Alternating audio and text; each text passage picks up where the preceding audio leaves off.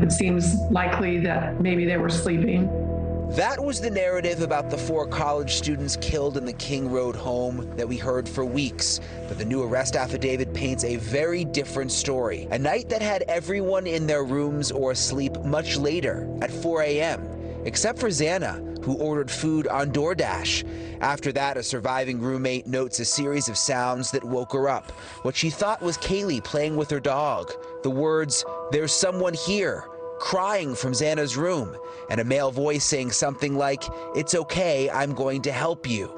And then the most shocking of them all. According to the affidavit, the surviving roommate opens the door and sees what appears to be the killer, clad in black clothing with a mask that covered the person's mouth and nose, walking towards her. She describes him as not very muscular, but athletically built with bushy eyebrows, and stood in a frozen shock phase as he walked past her and back out the sliding glass door. She then locked herself in her room.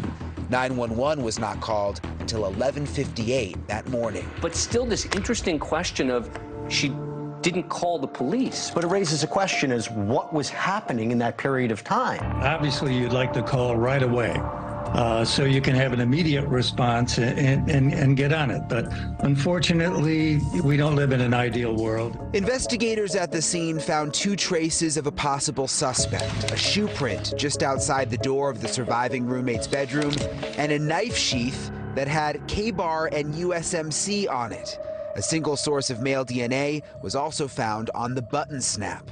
A very subtle finding, if you will, on the sheath to find his connection there, find the DNA, and I think that's the money. As investigators scoured the neighborhood for cameras and clues, a car stuck out, the white Hyundai Elantra. It's the same car investigators asked for information about over and over again, insisting they wanted to speak to the occupants inside. Do you believe that the killer was in that car?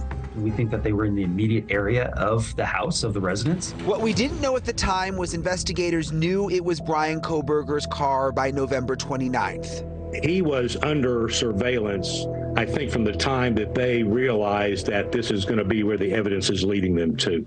On December 23rd, they got a search warrant for his cell phone records. The data that is generated by a cell phone is quite alarming. Those records put Kohberger near the crime scene at least 12 times before the murders. It's also in the area in the early morning hours of the crime and right after. Investigators believe the phone may have been turned off or in airplane mode in between. We believe that he fled the scene according to the probable cause affidavit. They described the route that they believe he took based on surveillance video and just a knowledge of the area. This is the house where the murders happened. We believe he came out the back door and then left in this direction. You can see on this map, police say Kohberger went way out of the way to get back to his home in Pullman, going down a country road and making it to his apartment around 5:30 a.m. 4.5 hours later, Kohberger's phone is near the Moscow house again from 9:12 to 9:21 a.m. and back home in Pullman by about 9:32. Later that day, there is another 3-hour window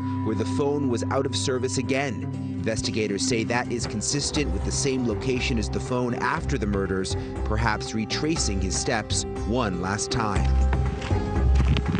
And between November 29th and November 23rd, authorities surveilled Kohberger's car using license plate readers and cameras. And they got even more information during 2 traffic stops in Indiana on December 15th, when Kohberger and his father were pulled over for minor infractions.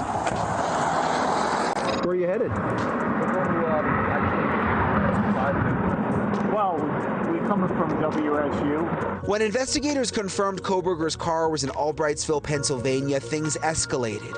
On December 27th, agents recovered trash from the Kohberger family home and sent it to the Idaho State Crime Lab for testing.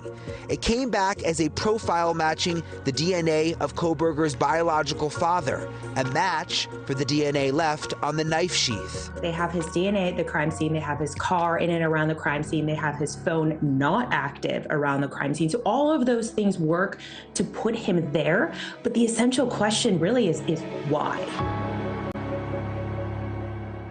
Thank you for watching. Go to newsnationnow.com to find News Nation on your television provider. And don't forget to click the red subscribe button below to get more of News Nation's fact-driven, unbiased coverage.